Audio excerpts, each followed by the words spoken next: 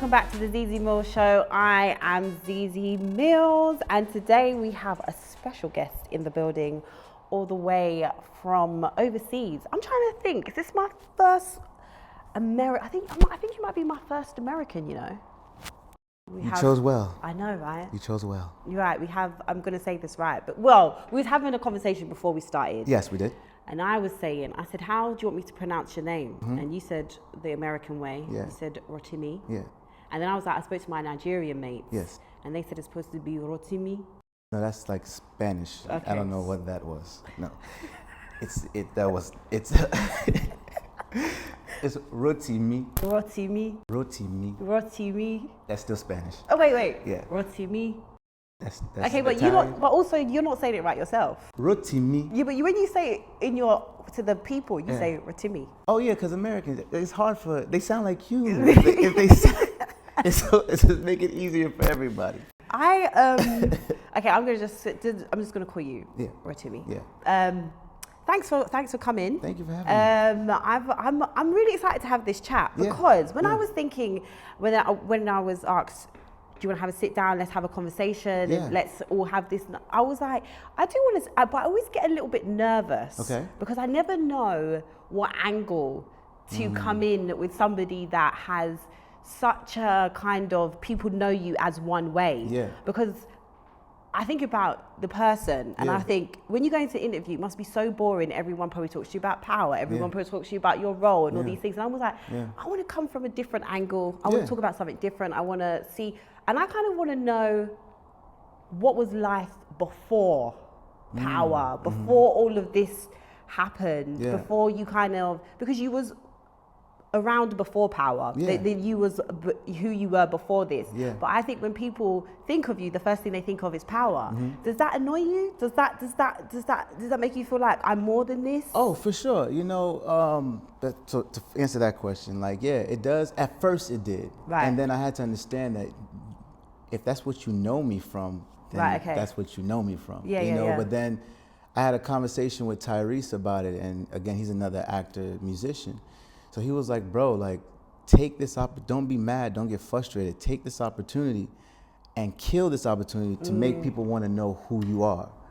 And that's how you introduce the music. That's how you introduce the person. That's how you introduce the personality. Right. So I had to take that and be like, okay, so if that's what they want, if I got to make Dre like the best of what it is, it worked. And now people are saying, oh, Rotimi, I love him. I love this. Now they know my family. Now they know my music. Now I'm on tour. So it was, at first it was very frustrating. But life before, that was a very long. I was still popping. I'll say that. I was still a fly guy. You know. Yeah. No, but it was always music at first. Yeah. You know. I was gonna say that to you. I was gonna say, if you had to choose, which one has your heart? Music. Okay, right. Yeah, music has my heart because you can watch your favorite movie 5 times, but you can listen to your favorite song 1 million, right? You can watch a movie, but then going to a concert, there's no other feeling of being there and listening to people sing your song, you know?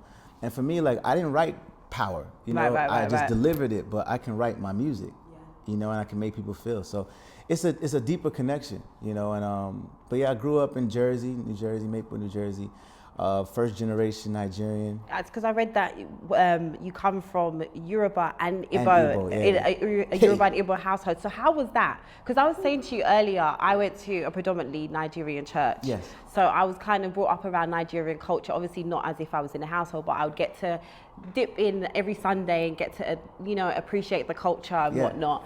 And even now we see it online, you know, Yoruba, Igbo, this, that. So how was that actually being in a household with, how was that? So first of all, do you have a Nigerian name yet? No, I don't. So this is Oluwazizi. Oluwazizi. Oluwazizi. Oluwazizi. Oh, so you say your name better than you even say mine. By the end of this, Rotimi. That's still Spanish. Oh gosh, I'm telling you. Go on. No. Sorry. Go. So, being in a Yoruba and Igbo house, right? Right.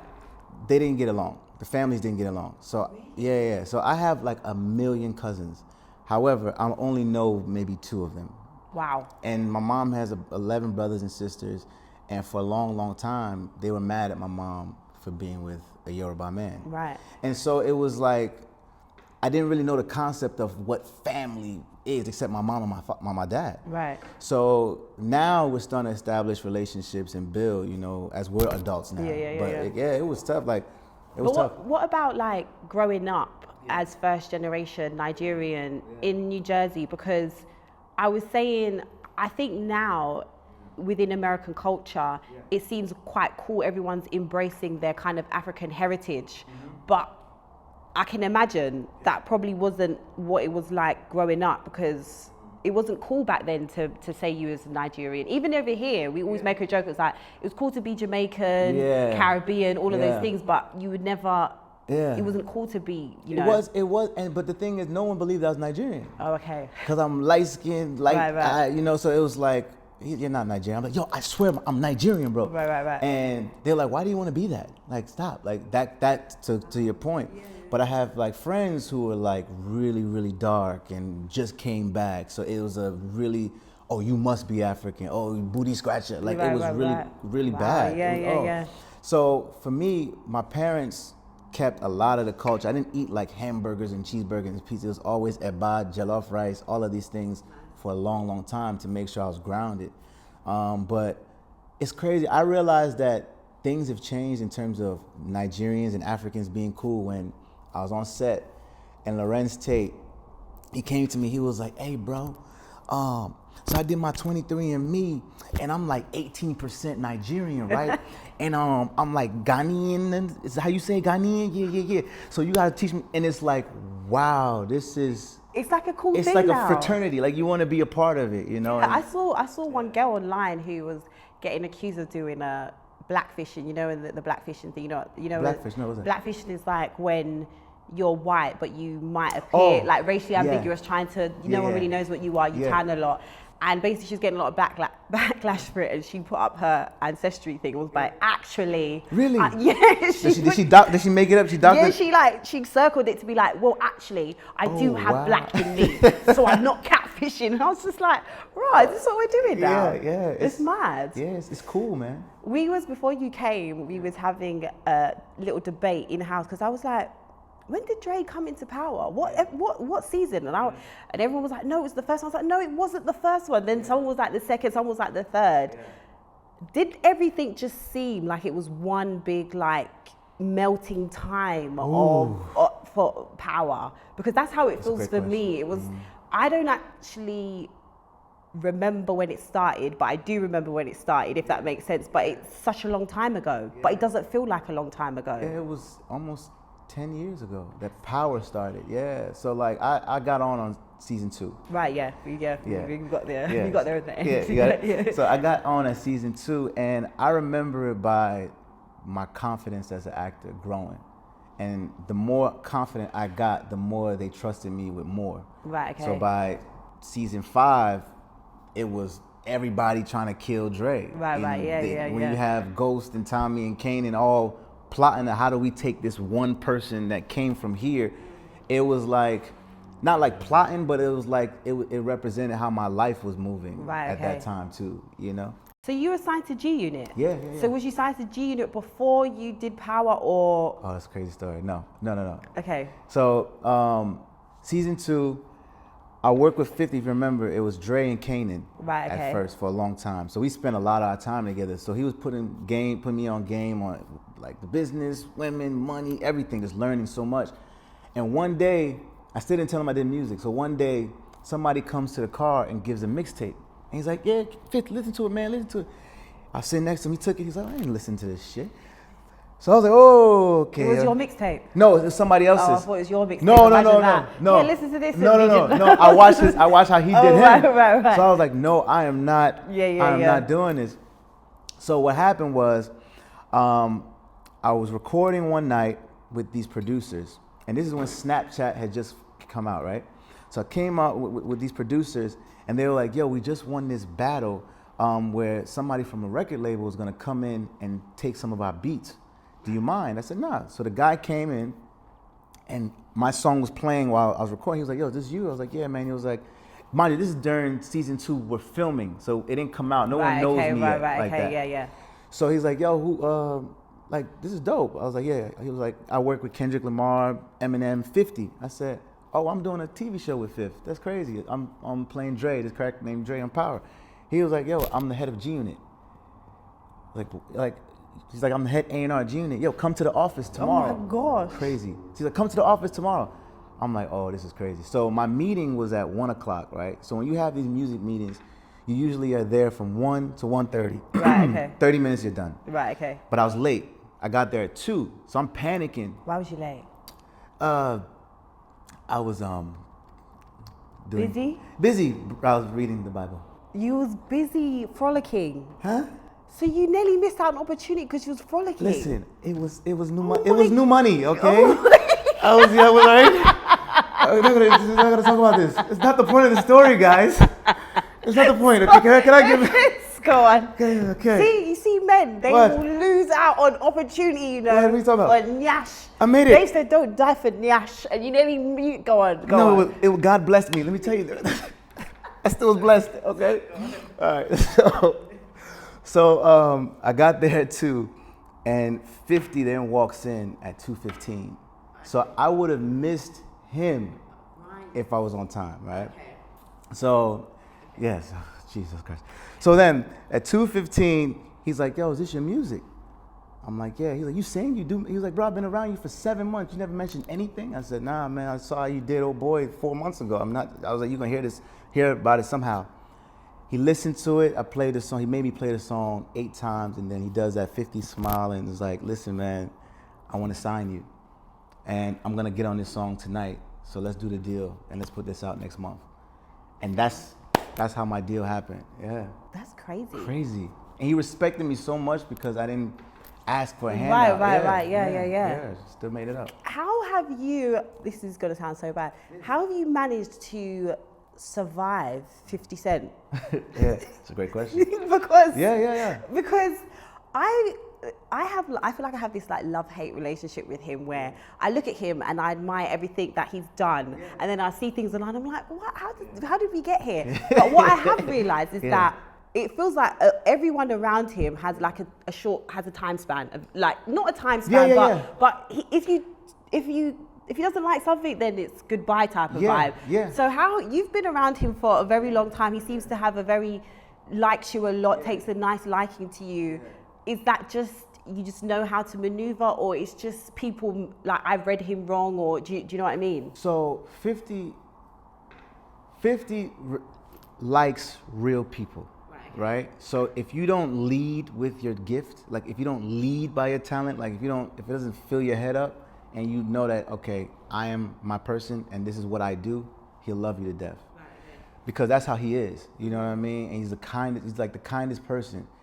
However, if you're not that, it's a wrap. I've seen people come and go from the show, from life, from all type of things, and you just gotta be real, you know, and and just be a good person, because he's from a place where he can read your energy quick. Right. Okay. He can't bullshit. So if you come with bullshit, he's gonna give you bullshit, and he'll do it in a way like, yo, all right, we're on the same bullshit. Okay, cool. I'm gonna do bullshit more than you. Yeah. That's him. So, but if you come with love, he's like, I'm gonna love the shit out of you. And that kind of energy. What song would you say changed your life? Oh, that's a tricky question. What could be your own, or a song that you feel like impacted you, that made you think, actually, I don't know, I'm gonna do music, or this is what I like, or your own song where you thought, wow, this song has changed my life, or this is it now. Can I give you stages? Yeah, sure. Okay. Love that. Yeah. So the first song that changed my life was For You by Kenny Lattimore, because that was a song that I had won a lot of competitions with when I was 15. Right, okay. So that gave me confidence, right? Mm-hmm. Okay, so I was like, oh, I'm nice. Okay, cool. Then I'd say the song called Lotto that 50 gave me my deal off of. Okay, right, yeah. So that record got me solidified into being an actual a professional recording artist, right? Then In My Bed made me global. Right. You get me? So, did you know? Yes. You knew that? Yes. Right, okay. So that's happened to me 3 times in my life. So Love Rhythm. Right.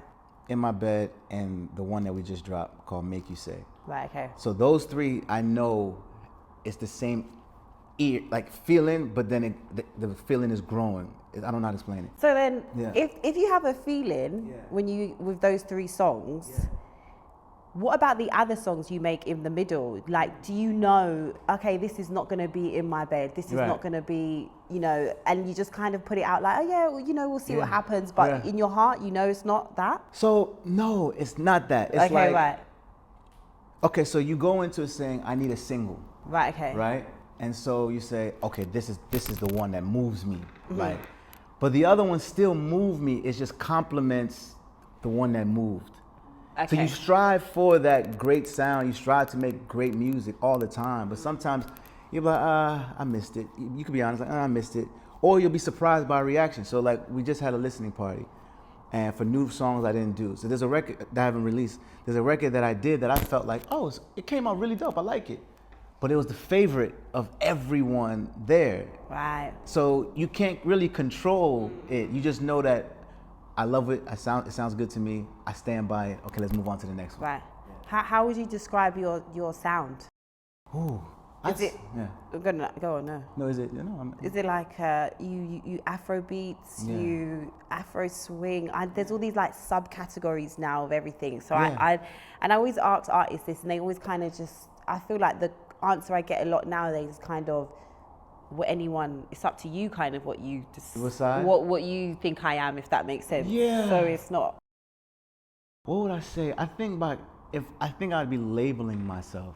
Okay, if I said that. I think I'm just a gumbo of just different sounds. So there's country, there's R&B, there's Afro, there's EDM, there's jazz. Like, I'm a hybrid of everything. Right. And you know, and that's why it was so hard for me early as a singer, because when you know you can do anything, you're like, you hear people like, yo, no, you should sound like this person, sound like Chris Brown, sound like Mario, sound like Trey. Yeah. And it didn't work for a while. I was like trying to be them. Instead, then it just hit me like, no, just be you. Like, it's okay to be you. And so that's when it changed forever.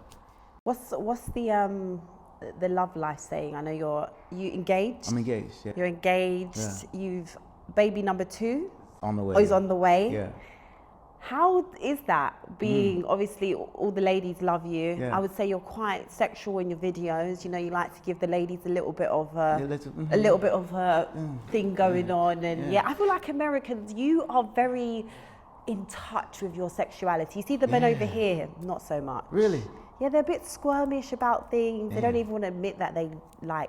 How do you guys feel about what she's saying about all of you guys? No, but it's true. Am I lying? The guys, see, look, every single woman here is nodding their head. The men over, you know, only recently men have started embracing like giving head and eating the booty and all those type of things. Booty? Yeah, we don't, that's like prohibited over here. We're not allowed to talk about it. Men are like, that's disgusting. You don't do them things there. Yeah. You have to eat the booty. This is what I'm saying. Yes, it's different. You have to. This is what I mean. I mean, it's not something, I don't really like it. It makes me feel a bit too vulnerable. You have to get used to it. And if they're doing a little too much, then it's a lot. But my thing is more of a power thing. It gives me power, like someone in the crack. Like, do you know what I mean? You're eating my booty. Do you know what I mean? Yeah. And it's more like, yeah. That's what I thought, motherfucker.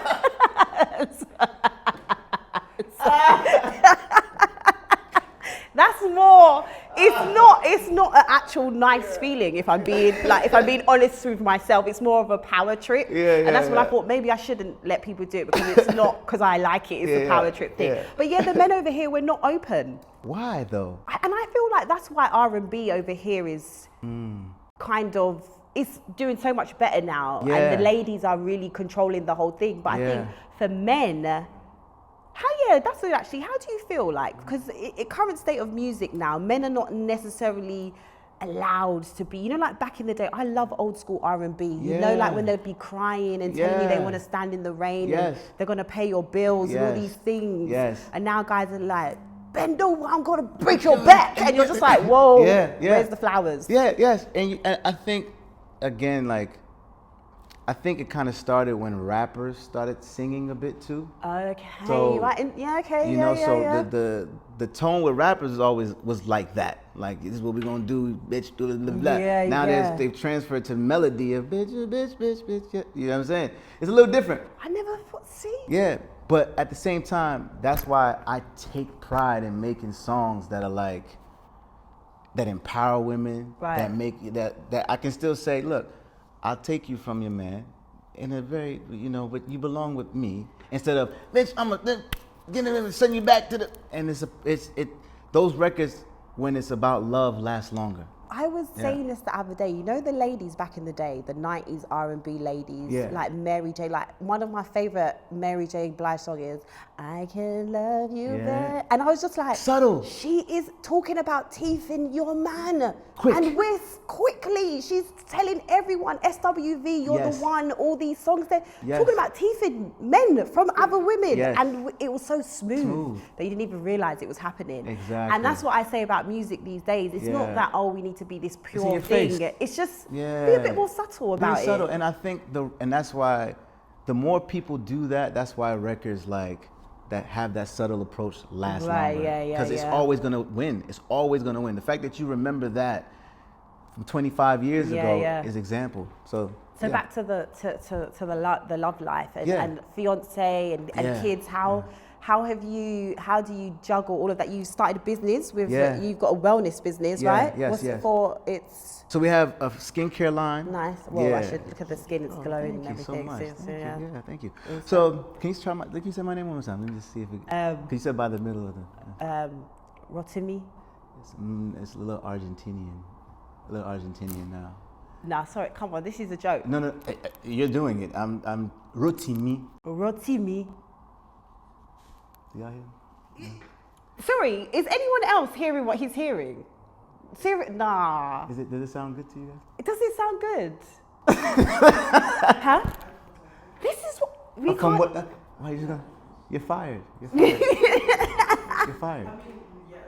Thank you. Okay, so, Rotimi. Go then. Rotimi. Ah! Yes! That was great. Such a fluke, but it's fine. That's fine. It doesn't matter. We got there in the end. We got it. Okay, cool. The wellness, the skin. So during the pandemic, me and V, we literally sat down and said, yo, we don't know how long this thing's gonna happen. Hollywood shut down. Music business is shut down. We don't know how long it's gonna be shut down. So let's use this time to create businesses. So I was like, yo, what do I like? All right, well, I think taking care of your skin and yourself and your health is important. So we reached out to a company in Israel that we get our minerals for our skincare line from the Dead Sea. Oh, wow. So it's healing. So it's 99% natural, but healing component that takes away everything. And a lot of people don't have that plug because my manager has really, really, really good connections with people. So it was like, yo, let's do it the right way where people can do it and it's for men and women. So that was one. So then we were like, all right, well, let's make a wellness app, but also show people our lifestyle. Like, if you don't, let's take away the power from Instagram and Twitter and Facebook and control and let people pay for our content. So we were like, yo, it started off with like, let's give people affirmations, visual affirmations every day, seeing us say, you are amazing, you are dope, da-da-da. That's how it started. Then it was like, yo, well, let's show them how we are when we argue. Let's show them when I'm tired. Let's show them how it feels to be going through postpartum, whatever it may be. Like, let's just keep it real. So it becomes something that people our true fans are able to really just love and get to know us, and then also learn how to cook, learn affirmations, this and this and this. So it's called For the Better, forthebetter.me. And yeah, it's really, really dope, man. How do you seem like quite a positive person. I guess that comes off doing the wellness and being in touch with who you are. But do you ever, because I did find it, I found it really interesting when you got all that backlash for doing the anthem for the Falcons. I was just like, oh, why is everyone being so horrible to him? Does that bother you? So, or are you just like, oh? At first you're like, what the fuck is going on? Right, yeah. And you're human. So you're like, wow, these people are saying this. Then you're like, man, it's the internet, bro. And then you say no publicity is bad. Right. In that tense, you know, and then you say, I still got mad money to do it. Yeah. So what happened was, somebody went to a show from the Falcons. They came to my show. They saw me perform, and they were like, "Yo, we'd love to have Rotimi as the make the anthem for the Falcons." Right. So I'm from New Jersey. I'm not from Atlanta, but I live in Atlanta for the last 4 or 5 years. Right. But people don't know that. Like, they didn't know that at the time. So like, I can understand why someone who's an artist from Atlanta would be like, "Yo, but why would y'all go to somebody outside rather than having somebody here?" But then people are so ignorant that they started attacking me. And I was like, it's so funny. Then I realized, yo, if Drake did this and he's from Toronto, they'd be saying the same thing. Right, yeah. You get what I'm saying? So it's like, it didn't matter who it was. It just happened to be me, you know? And then just realizing that everybody's gonna have an opinion. If they have a young rapper who is from Atlanta, they'd be like, yo, why are you getting these new boys? You should get Future. And so it's just like, it is what it is. You got money. Does that also happen a lot with your character? Your ex character Dre? Yeah. People actually coming up to you in the streets making you. No. It was, you know, it's so funny, right? Like, I thought it would be like that. I thought like, oh shit, I just did some crazy shit on TV. Damn, man, I gotta go outside. You know? Was like, it's just love. Like, every hood dude loves Dre, because they either are Dre or know Dre or kill the Dre. Right. Okay. You know what I'm saying? And they felt like it was like, that's my guy. Like, you're telling our story, even though we don't agree, but I know somebody like that. So it's all love. And then with women, it was like, it's all love with women, but it was all like, ooh, you cute, but I want you to die. Like, you cute, you fine, but I wish you could die though. And it's like, you know what I mean? So that took a second. But then again, when the music started going, then it became right. Yeah. But was you worried about putting out the music properly, like letting people know that you also do this as well as this? I do both of them good. Right. Because I feel like in America, you guys are a little bit better. You allow people to do more than one thing. Whereas over here, sometimes, I think we're getting better as well, but we can get grouped in. If you're a presenter, you're only allowed to be a presenter. Right. If you're this, you can't do this. Or why are you doing this now? Who said you're a singer? Right. Like, all these things. Right. Did you never worried about people saying that? Nah, because I knew how good I was. Right. And I knew that no matter how much you hate Dre, whenever you hear, baby, baby, you're going to move. You're going to dance. There's no way you can deny In My Bed from being an incredible song. There's no way you can deny Love Rhythm from being an incredible song and make you say from being. So you can't deny it. So it makes you just say, damn, this is a talented person, you know? And so that's why I was like, I'm excited by it. And by having records that have over 500 million streams each, it speaks for itself, you know? Who would you like to collaborate with in the UK? Ooh. Well, Giggs is a personal friend of mine. Oh, right. Yeah. I thought that Americans love Giggs. He is there. Yeah, he is there a lot now. Yeah. You guys love him. That would be that would be cool. Yeah, that's my dude. We were supposed to get it done, but he's in New York now. So, okay. Yeah. See, look, you've come here. He's there. Yeah, it's crazy, right? And I like Skepta. I think Skepta's dope. Skepta, look, Skepta is really close to my heart. Yeah, he's just that. Well, yeah, forever, not because he's a really good musician, but also the ladies love Skepta over here. Yeah, like Skepta is like our national treasure when it comes to. Wow. Yeah, the ladies go crazy for Skepta. Look at all the ladies going like that for Skepta. Yeah, Skepta can walk in a room and it's like, oh my God, Skepta. Like, everyone's just like, please, Skepta, just breathe on me. That's crazy. Yeah. Oh yeah, so that'd be dope. Yeah, thank you. So yeah, Matt and you and Skepta in the video together, that would be too much. All the ladies would go crazy. Yeah. And you're both Nigerian as well. Exactly. It makes sense. Yeah. I go to this restaurant called Banky's Kitchen over here. You should try it. It's called Banky's Kitchen, and it's like authentic Nigerian food. Really? Like, when you go in there. Yeah. It's even got the noise. You know the noise when you walk in? Like, I remember I took my friend, he's from Nigeria, and he comes over here quite a bit. And I was like, I'm going to take you to this really nice Nigerian restaurant. And he's like, is it authentic? And I was like, trust me, it's really authentic. Yeah. And then when we got in there, he was just like, in Nigeria, I stay away from places like this. And I was like, ew, why? And he was just like, because it's so noisy. In Nigeria, I'd want to go somewhere it was nice and quiet. He's like, but this is so authentic. Like the noise, everything, and it's so you should go. It's called Banky's Kitchen, and they do nice good food. I usually get. What do you get? Pounded yam. With okra, red stew, ooh, and egusi soup. Yeah. And I mix it all together. Ooh, you put the egusi with the okra soup? Yeah. With the rest? Ooh, yeah. I've never done that. And then I dip the pounded yam with the fish. Yeah. Nice. I mean, the nails, sometimes the nails, you don't want to get the stains on it. Yeah, I get it. Or amala. Oh, amala's really good too. Amala's really good. So do they have really good jollof rice? They do. Okay, there's also there's jollof around here as well. Really? Yeah. There's a guy called Food Junkies here, and he does it. Like it's a truck. It's a truck. It's outside. We'll get you some after. Yeah, hell yeah. Yeah. So that it's good. Yeah. Okay, so talk to me about the new single before we have to wrap up. Yeah. Talk to me. What is it? I really like it. Thank you. It's got a really nice feel to it. But again, like you're saying, I feel like you're good at that. Now you said the 3 songs that you knew were gonna. Yes. It fits in with that. And just different, and it matches the time. So with Make You Say, me and Akon wrote that record together. Okay. Yeah, me and Akon wrote that together, and then Necktunes is an incredible producer.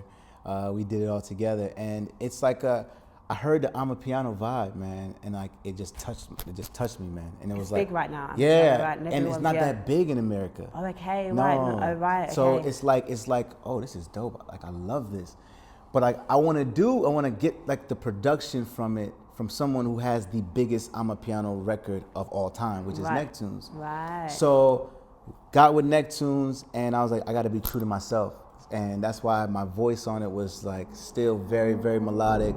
And then we brought in the chanting vibes, and it was just like, this is what music should feel like, man. Like it's like 4 songs in one. Right, like it starts off R&B, then it goes to Amapiano, then it goes to Afrobeats, then it goes to old Paul Simon, you know. So it's like a really, really feel good record, man. Nice. Yeah. And where can people listen to it, stream it? It's sort of on all platforms. Everywhere. Make You Say is on all platforms. It's available now. You guys will love this record from the beginning when it starts, and you can play it in Vegas, you can play it in Africa, you can play it in London, you can play it everywhere. It's that feel good music. And also you are in the remake for House Party. Yes. With Tosin, who's That's London. My guy. Yeah. He's one of the most talented and kind and crazy people I've ever met. He's really, really dope. Right.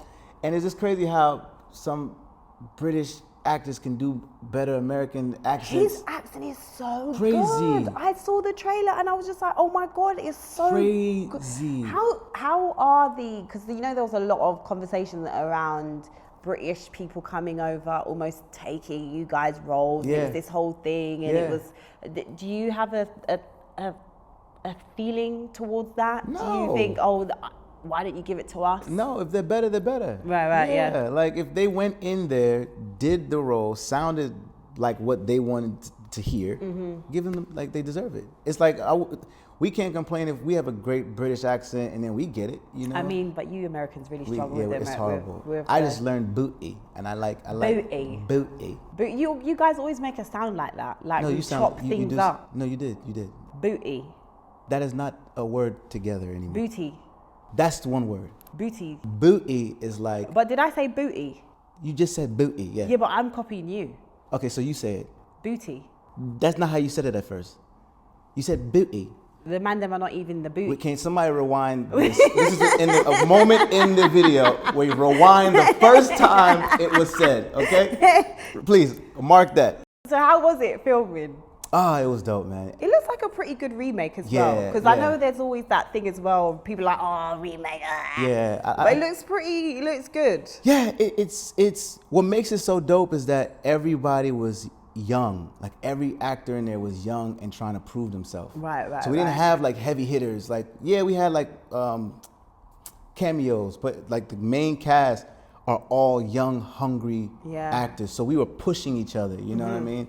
And we didn't make it cheesy. Like we kept it for today. Like, so I'm excited. People are gonna laugh their ass off. I hope it comes out here, because I saw Tossin the other day and I was like to him, when is it gonna? And he was saying obviously in America it's releasing, but he was like he's not sure if it was gonna be released here. But it'll be on Hulu and all that. Yeah, it'll probably be on Hulu. Okay, good. Yeah, so you'll be able to watch it, even if it doesn't. Yeah.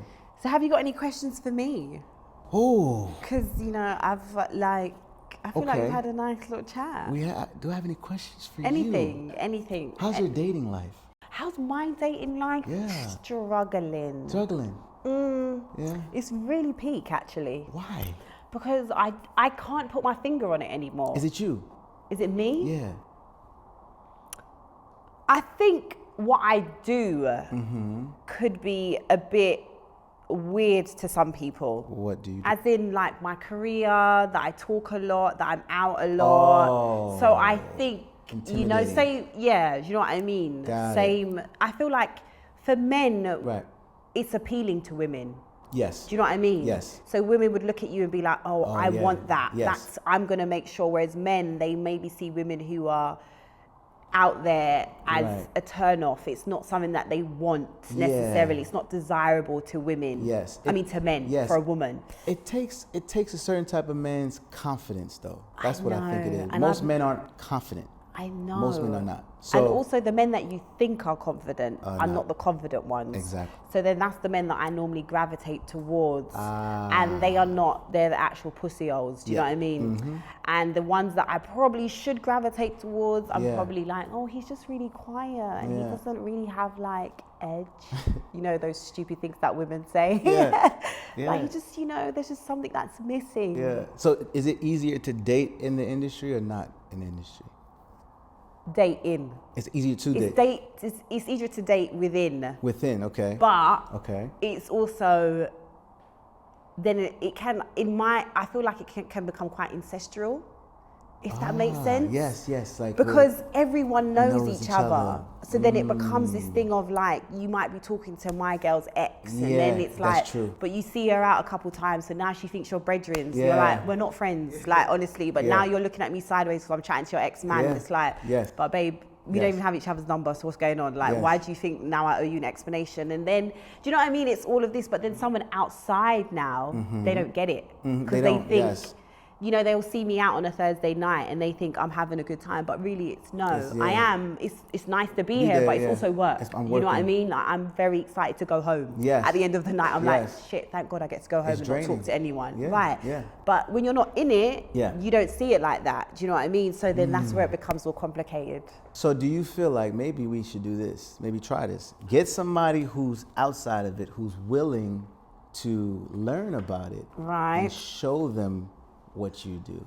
This is, I hope, well, maybe. Yeah, try it. I'm going to try. It's best of both worlds, because he'd be like, you going over there? Yeah. That's what I need. Yes, don't keep it separate.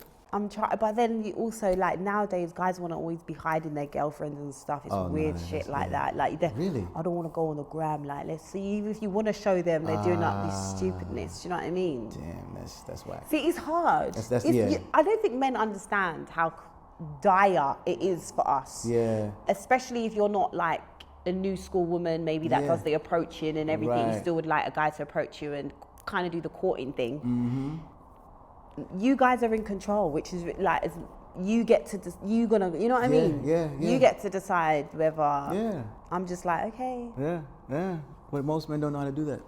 Well, this is the thing, and this is why we're all fucked, basically. It's bad. And plus, I think the ratio here is really bad, like 1 million women to 1 man. It's something just, crazy, it's a mess. And that's why I'm like, it's probably inevitable that women are going to end up sharing.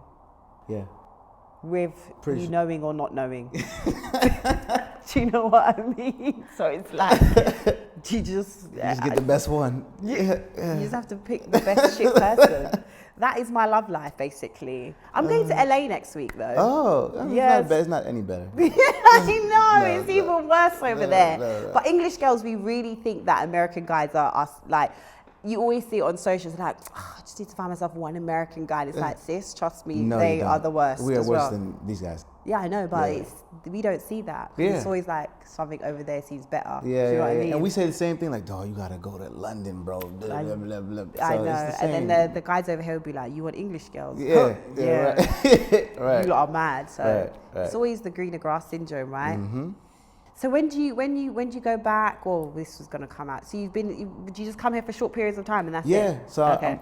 Once I leave here, I'm going to Nigeria.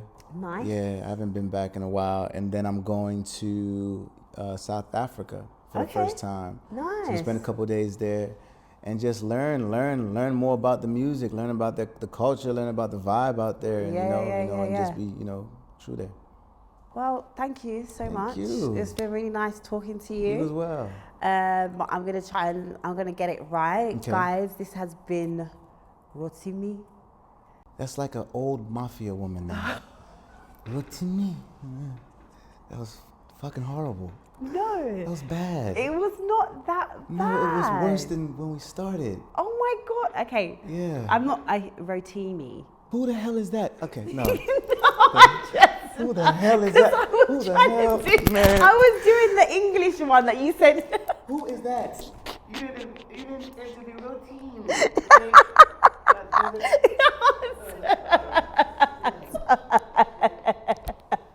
I'm sorry. Guy, we've had the first walk-off. I've never had this before. First American, first walk-off. Guys, I'm pretty sure I'm going to get it right. Rotimi. Yeah? Rotimi. Rotimi. Yes! Guys, you know what to do. Like, subscribe, tell your mom, tell your dad, tell everyone. We out. Bye.